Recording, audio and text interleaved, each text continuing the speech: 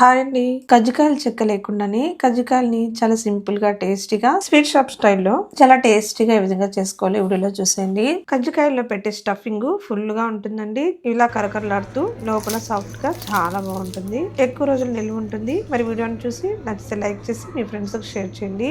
ముందుగా ఒక mixing bowl లోకి 2 కప్స్ వరకు మైదా పిండి తీసుకోండి. మైదా ప్లేస్ లో గోధుమ పిండి వేసుకున్నా కానీ ఇదేలాగా ఉంటాయండి. అలాగే ఇందులోకి 2 స్పూన్స్ వరకు రవ్వని సూజీ వేసుకోండి. అలాగే ఇందులో పావు స్పూన్ సాల్ట్ని వేసుకొని వేడిగా కాంచిన ఆయిల్ కానీ నెయ్యిని కానీ బటర్ని కానీ వేసుకోండి. వేసుకున్న తర్వాత ఒకసారి పిండిని బాగా కలుపుకోండి. తర్వాత ఇప్పుడు ఇందులోకి కొద్దిగా వాటర్ వేసుకుంటూ మొత్తం పిండిని చపాతి పిండిలాగా మెత్తగా స్మూత్గా కలుపుకొని పెట్టుకోవాలి.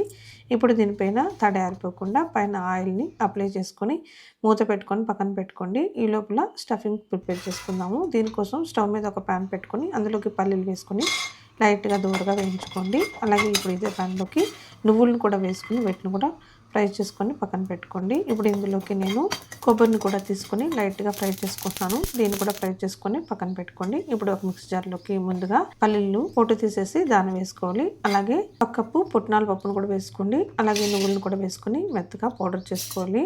మరీ మెత్తగా కాకుండా ఇలా బరగ్గా పౌడర్ చేసుకోండి. ఇప్పుడు ఇందులోకి షుగర్ని వేసుకోవాలి. నేను ఇక్కడ 1/2 కప్ వరకు షుగర్ వేసుకున్నాను. మీ స్వీట్కి తగ్గట్టు వేసుకోండి. ఇప్పుడు మనం ఫ్రై చేసి పెట్టుకున్న కొబ్బరిని అలాగే 2 యాలక్కాయలను కూడా వేసుకొని ఈ విధంగా మిక్సీ పట్టుకొని పెట్టుకోండి. స్టఫింగ్ అనేది ఇలా బరగ్గానే పెట్టుకోవాలండి. అప్పుడే కజ్జికాయలు తినేటప్పుడు పప్పులన్నీ పంటికి తగులుతూ చాలా టేస్టీగా ఉంటాయి. ఇప్పుడు పిండిని ఒకసారి కలుపుకొని ఇందులో నుంచి కొద్దిగా పిండిని తీసుకుని బాల్లాగా చేసుకుని వీటిని చపాతీలాగా ఒత్తుకోవాలి. పిండిని రోల్ చేసుకునేటప్పుడు పిండి అనేది ఇలా రౌండ్ గా వస్తే కజ్జికాయలు అనేది చాలా బాగా వస్తాయండి. అందుకే నేను ఇక్కడ ఒక బాక్స్ స్మూత్ తీసుకొని పైన ఇలా ప్రెస్ చేసుకొని రౌండ్ గా చేసుకుంటున్నాను.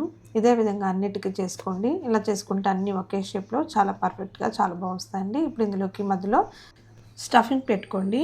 ఇలా చేసుకుంటే మనకు స్టఫింగ్ అనేది కజ్జికాయ లోపల ఫుల్గా వస్తుందండి. ఇలా పెట్టుకున్న తర్వాత చుట్టూతో కూడా నీళ్ళని అప్లై చేసుకోండి. అప్పుడే మనకి ఇది పర్ఫెక్ట్గా స్టిక్కీ అయిపోతుంది. దీన్ని ఈజీగా క్లోజ్ చేసుకోవచ్చు. మనం ఇక్కడ కజ్జికాయల చెక్కలతో చేయకుండా చేత్తో చేస్తున్నాం కదండి. అందుకే ఇలా వాటర్తో మనం చుట్టూతా కూడా ఇలా అనుకుని ఆ తర్వాత ఒక పోర్క్ తీసుకొని చుట్టూతా ఈ విధంగా అనుకుంటే మొత్తం అంతా కూడా మనకి కజ్జికాయలు చెక్కతో చేసినప్పుడు ఏ విధంగా షేప్ వస్తుందో అదే విధంగా వస్తుంది.